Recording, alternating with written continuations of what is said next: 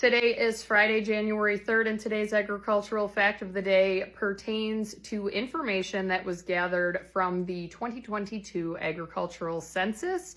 The census occurs every 5 years, and basically they try to gather as much information as they can from agricultural producers and crops and commodities that those producers are producing, where they are producing it. And one of those reasons why is in events of natural disasters, they can react quicker and they're able to identify what they need to provide to those producers. So today's agricultural fact: 24% of beginning farmers were under the age of 35 compared to 9% of all U.S. producers.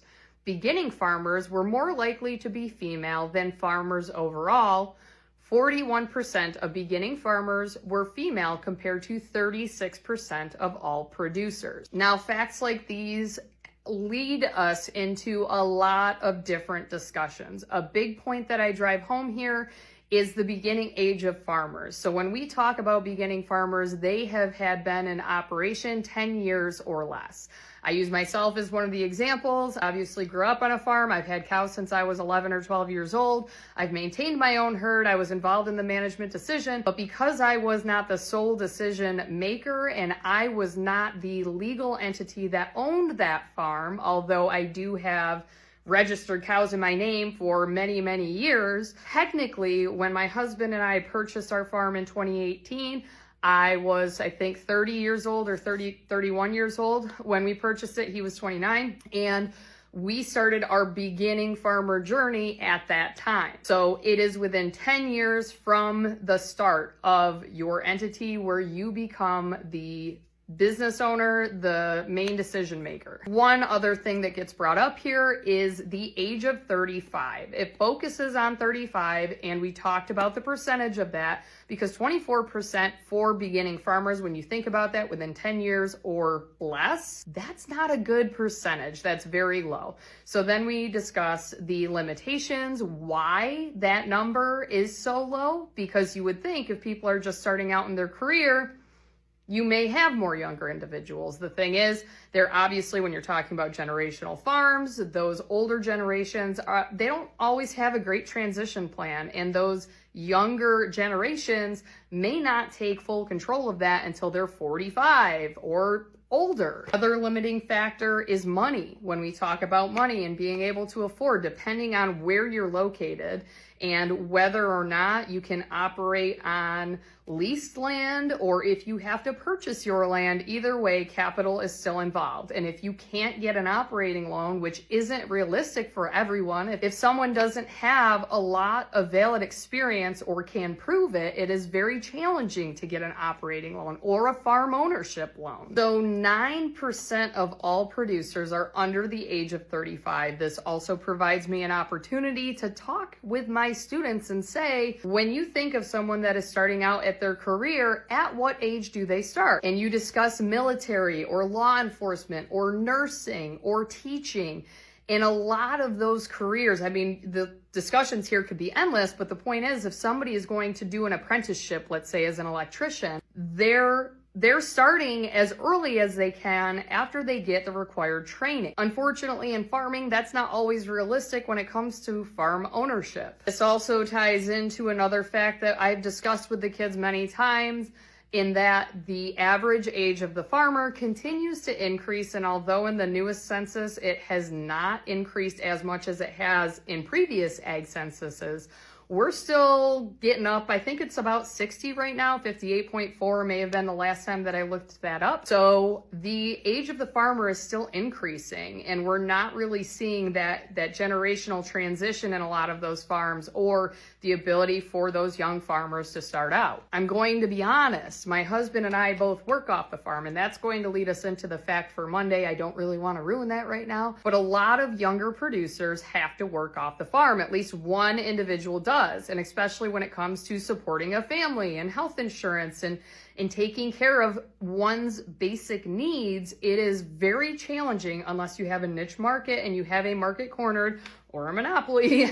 It's impossible to be able to sustain an entire family off of one farm, depending on what type of operation you're running. The last part of this fact, which some of the kids were like, woo, go girls, 41% of beginning farmers were female compared to 36% of all producers. So we are still the minority, but in the beginning farmer category, we actually are a higher percentage than in US producers overall. And again, that's not surprising because when I talk to my students, and I'm talking 8th graders, we talk about it in many classes, and this always leads back to I really should write a children's book because I ask them, totally unprompted, what do you think of when you hear the term farmer? And a lot of them say an old white man with a straw hat on, a piece of hay sticking out of his mouth, holding a pitchfork, or riding a tractor.